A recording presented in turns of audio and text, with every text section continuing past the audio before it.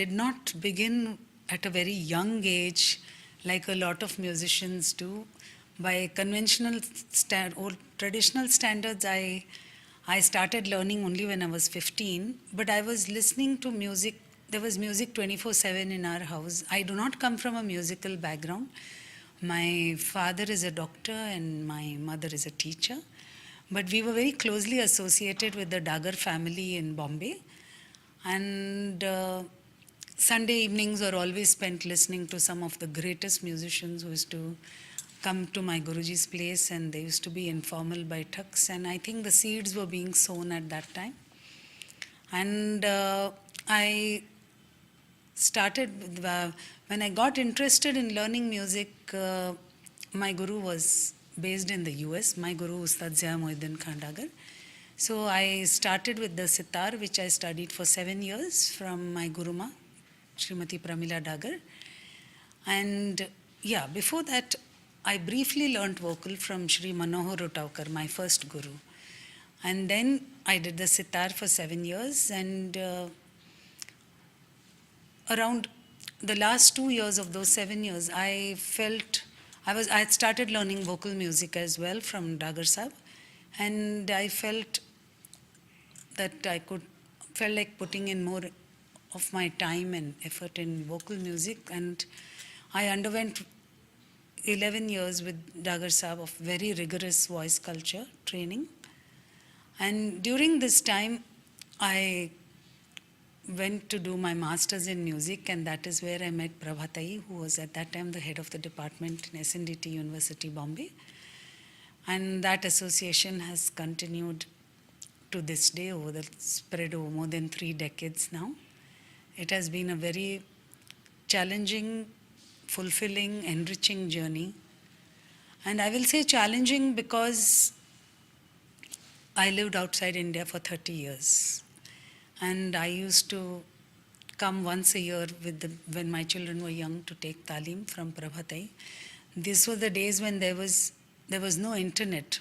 Forget about YouTube. There was no internet at all. So I used to come, record a little, whatever talim I got, and then go back. And because we lived in several countries because of my husband's job, and I kept practicing and working upon it. So it worked it was a blessing in disguise, because I was able to ground myself firmly in the Kirana Gharana tradition of Abdul Karim Khan Sahab, Hirabai, Suresh Babu Wani, all my gurus and my guruma.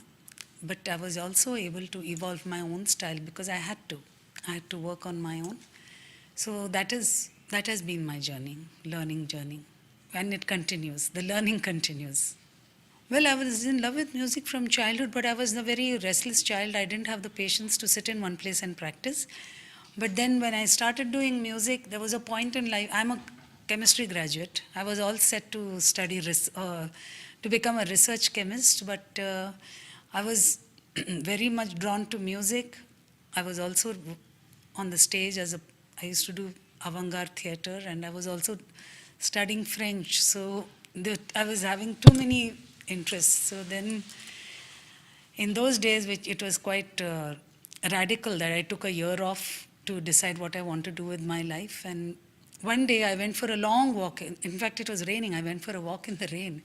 And these thoughts were all churning in my mind. What should I do? What should I do? And I thought, let me go back and sit with my Tanpura. I need to calm down. And that's when it hit me that this is what grounds me, is music. And this is where I want to be. One of the major challenges was being away from India. I could only come 2 months in a year, but I was very blessed with extremely generous gurus who never held back. Prabhatai would say, when do you want to come? What do you want to learn? She never held back. She let me record and encouraged me to think independently. It was challenging because many of the places we lived in, there was absolutely no what we call as atmosphere or a mahal of music. I had to create it.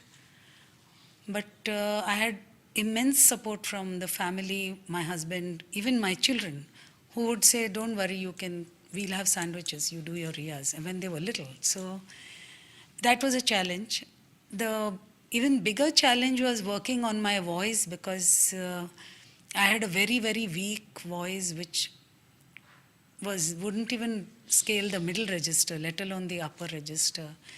So I didn't, my guru, Dagar Sahib, saw in something in me which I didn't even know I had. So it was a leap of faith, and that was a very big challenge.